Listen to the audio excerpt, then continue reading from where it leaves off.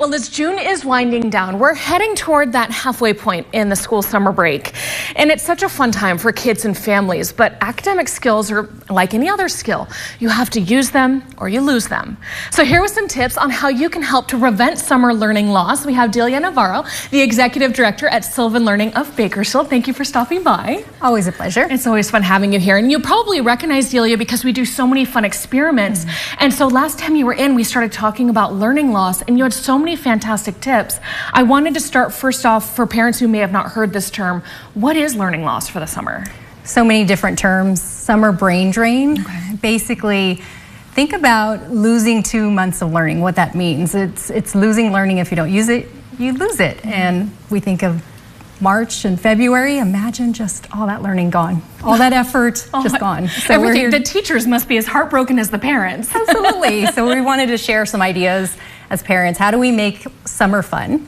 How do we make it memorable, but also to learn? You want to turn down the learning, don't turn it off.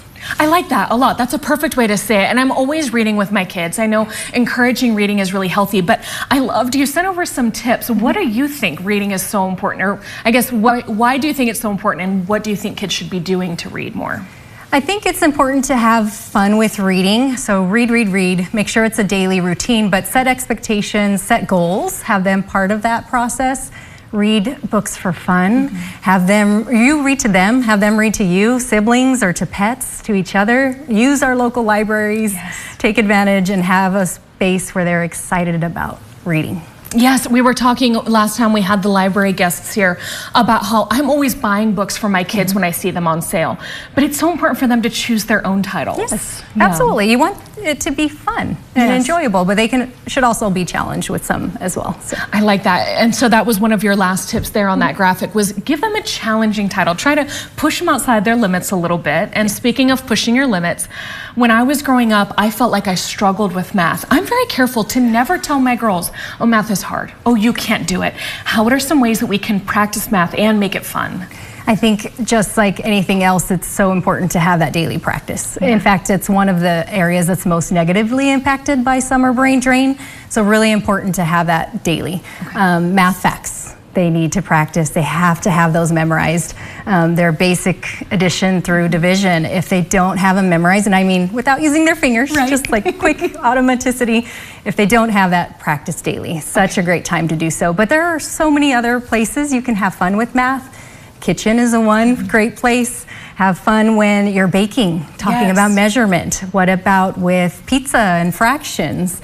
Board games are great opportunities. Puzzles, a lot of critical thinking skills and problem solving takes place during that time as well. So have fun with it, do it daily. I like that a lot. And I just did that without knowing it in the bath last night with my girls. They were filling up some of my old plastic science beakers and they started doing fractions. I love it. Oh, that's half full. And then my 7-year-old was like, that's a third full. And I was like, teach the 3-year-old. This is great. That's great. And they're having fun. And they were having fun. They didn't even know that we were practicing fractions. Exactly. So your last tips, I loved this, to practice writing. It's not just about having pretty handwriting anymore. No, not at all. It's such an important part in the classroom, and I feel like it's not always the top thing that we think of, but they again need to practice daily. Have it as a journal writing. If there are road trips, they can take some notes, write down. They can even have a book for the summer that they create on their own with just loose paper, staple it together and do a little bit each day. And how proud will they be at the end of the summer to be able to have that. Also pen pals. We used to have them when I was younger. Find a family member, a friend, have them be excited to check the mail and put a stamp, mail off their letter, get that going for them as well. That's so cute. I love all of this. And again, people can stop by Sylvan Learning throughout the summer as well? Yes, if they struggled at all, be proactive. It's not going to change if we don't take advantage of this time. And your local Sylvan team is here to ensure they have academic success. Whatever the need is, we have the solution. Go to sylvanation.com for some great printables, math worksheets, a lot of tips and activities that they can do. And if you want to get them involved in the idea of charity this summer, we also have a school supply donation drive taking place. You don't have to be a Sylvan family coming out to our center. We're at 2720 Callaway.